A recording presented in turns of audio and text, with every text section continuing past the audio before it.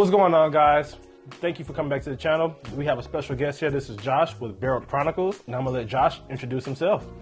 Thank you very much, Anthony. So I'm Josh from Chronicles. I'm one of the co-founders. What we do is we sell finishing kits. We sell small barrels, and you're able to finish your own bourbon, and that's kind of what brought us here today, right? Absolutely, absolutely. This is a 1 liter kit, right? I think so, yeah. So what we ended up doing with this one, this is a unique one. We actually went ahead and started aging this for you. And what we did was we took a French toasted oak wood chip and vanilla beans. Okay. And we actually extracted that with Everclear. And what we did was we created a juice, per se, right? Yeah. That has a high concentrate of the vanilla bean and the wood chips. And we put it inside of this barrel and we rotated it for about a month, right? All right. And so we still got a little bit left in there. And you got to take a smell of that earlier. What did you think about it? It was nice. Definitely not what I expected. Right. I'm excited to have my own barrel now, so I can have my own journey. And thank you for giving me a little bit of a head start. Yeah, absolutely. But as far as the smell goes, I mean, just like he said, I mean, you can get the vanilla, you can get pretty much the full process because it's such a small surface area. You get the full impact. Right, exactly. In the kit, you've got your wood chips, you've got your instructions, you've got everything to get started down this road. Yeah. Do you have any idea right now what spirit you want to throw in there? I don't.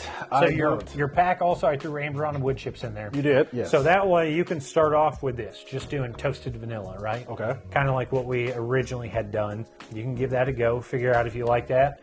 And if you want to add a different twist to it, you want to add a different flavor, you can get the amber on the wood chips. Yeah. Okay. With that being said, you see that we've got some glasses in front of us.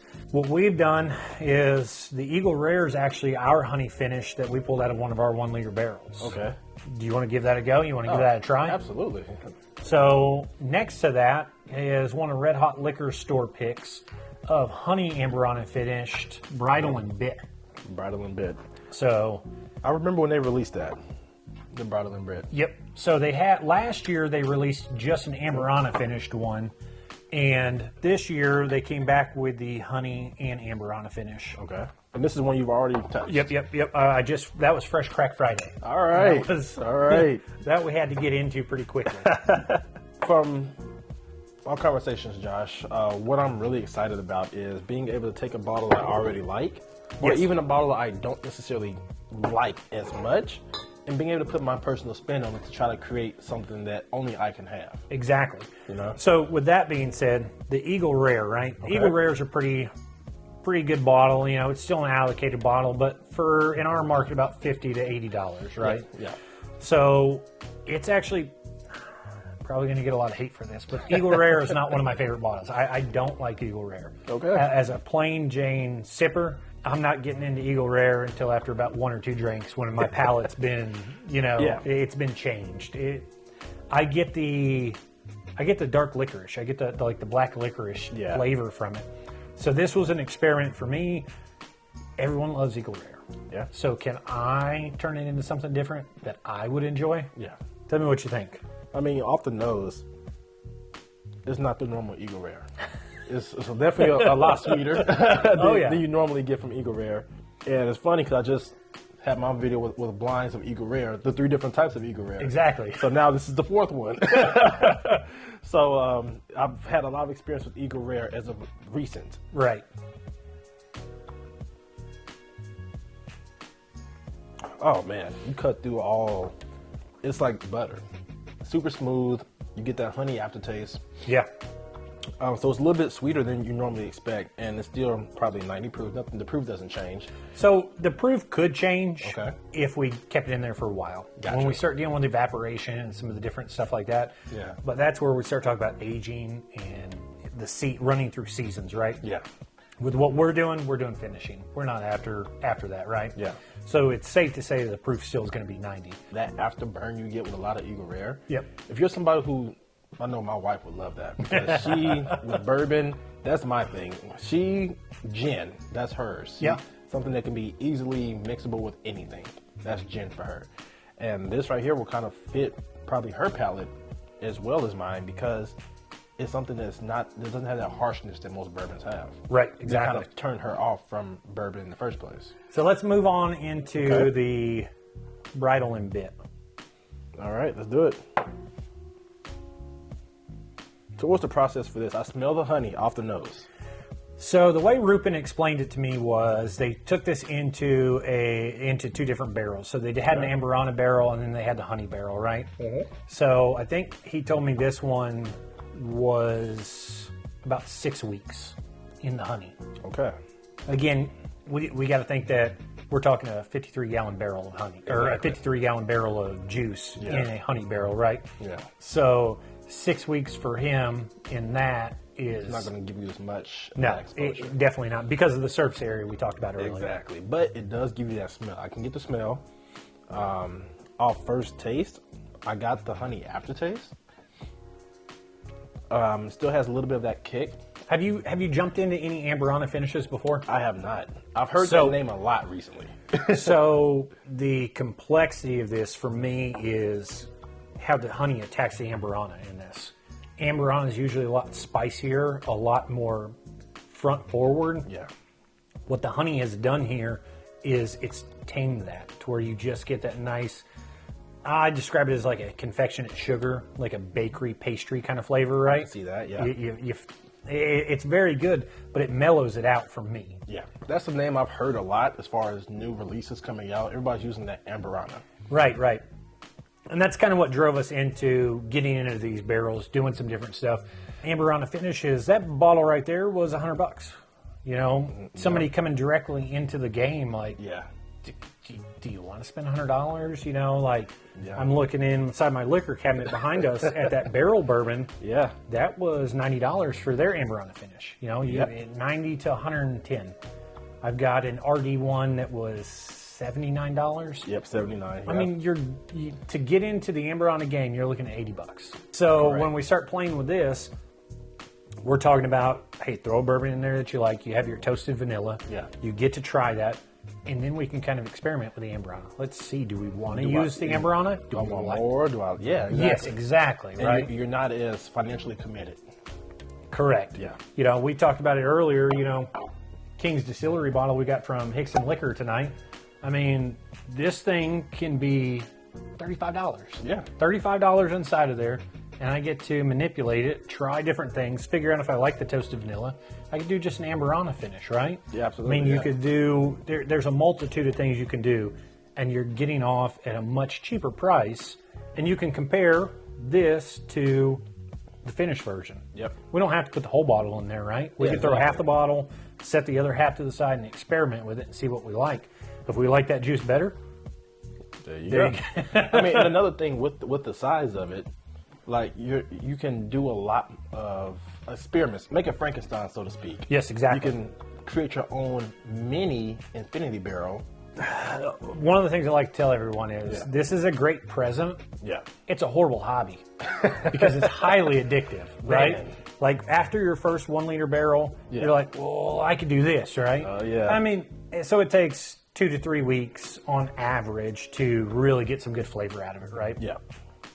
So now while I've got this one doing this over here, I can grab another one and then I can do this over here. And over there. we just keep going. We keep feeding the you have a whole kitchen of barrels. A whole kitchen of barrels. You'll definitely have to update us on your channel and let us know what you do with it and how you like it. Absolutely. I, of course, I'll be communicating with you closely because, you know, I have a lot of ideas and creativity. Just bringing them and trying to get them into an actual product.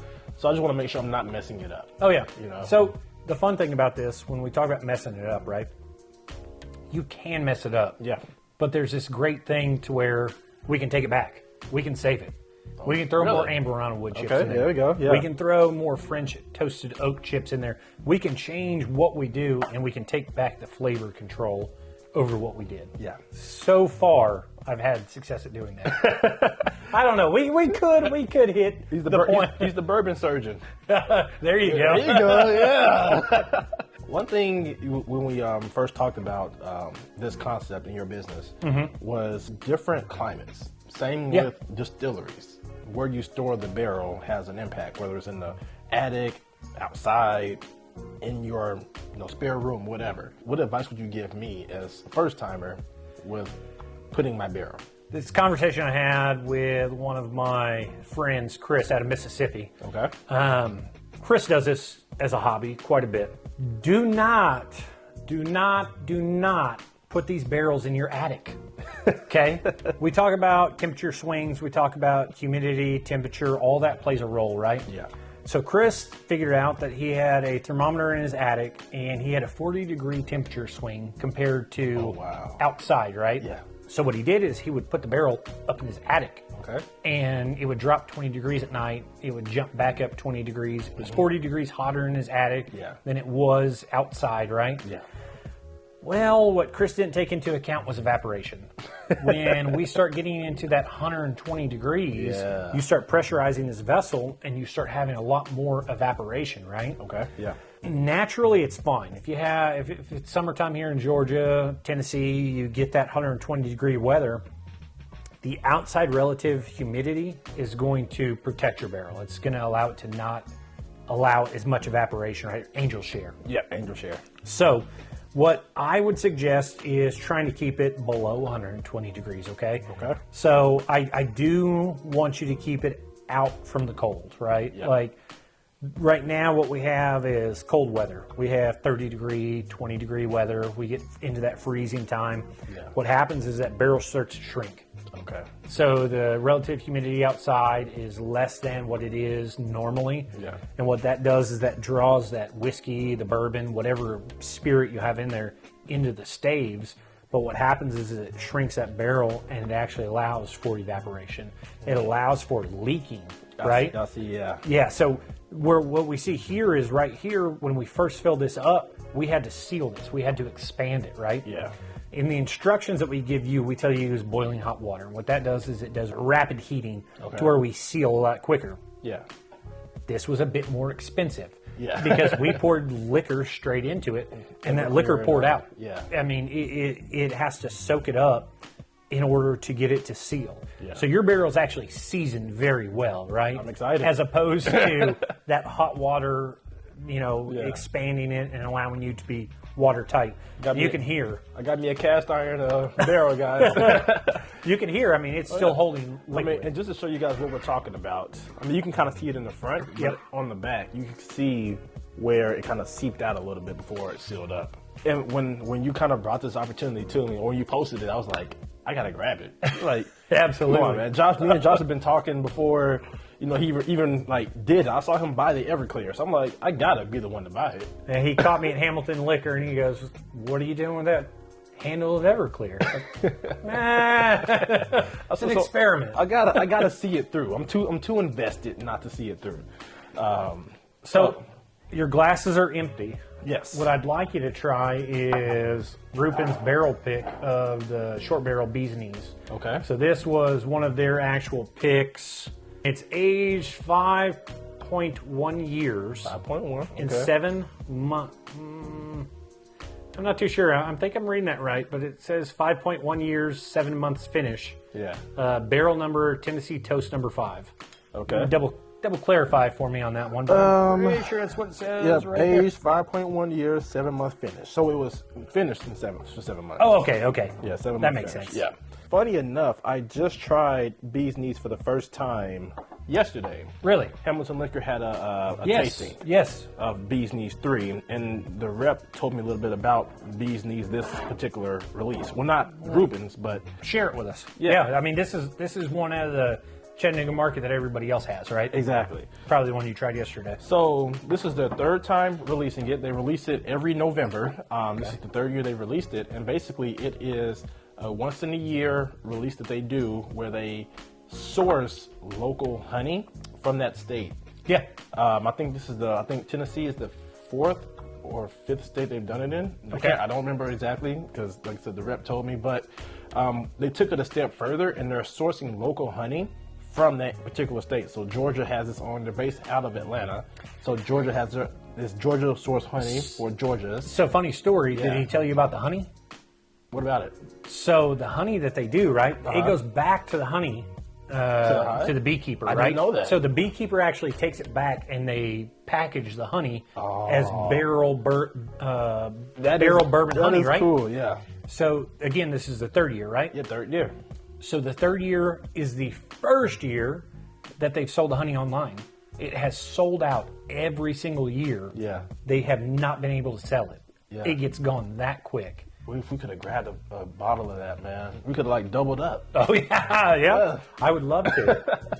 We'll have to see if they still have it. We can make you a bee's knees for. Right. So this is Rupins compared to... Compare, and we've got the regular right here if you want to give it a go. Rupins has got a white cap compared to the standard. You know, Rupin has to be different, man. Rupin's a cool guy. Rupin's a really cool guy. Cheers to you, Rupin.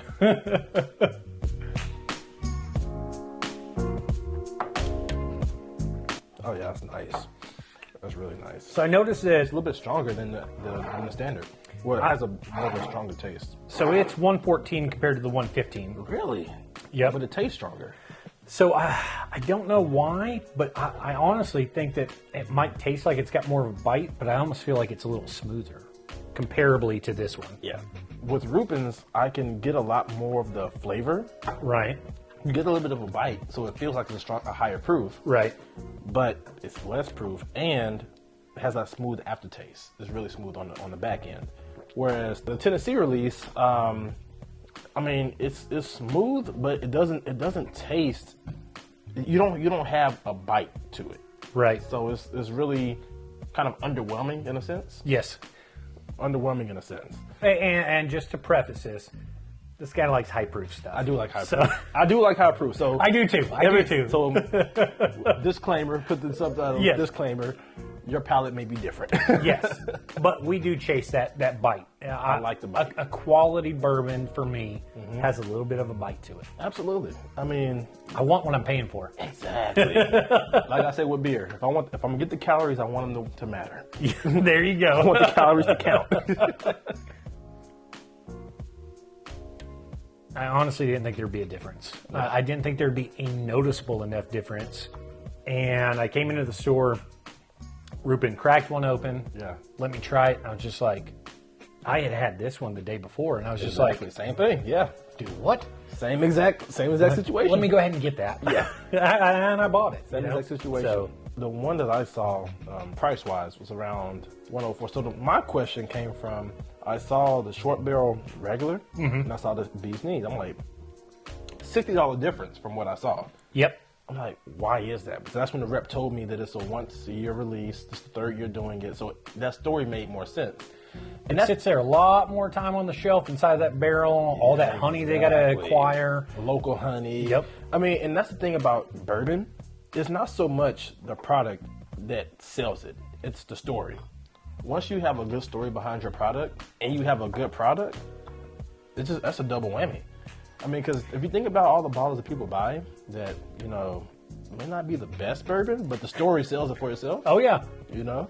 I mean, that's kind of the point of our catchphrase, a finished spirit story, right? Yeah. I mean, you write your own story, you get to do your own thing, and you get something special out of this. Exactly. Something that you can recreate as well, right? Mm-hmm. Take copious amounts of notes, right? Make sure you take notes.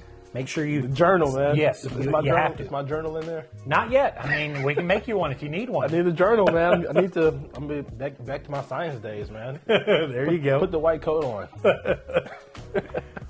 Well, man, I appreciate you coming out today. I definitely, I'm happy to see where you're going to go with this. We appreciate you guys, and we hope you have a great night. Thank you.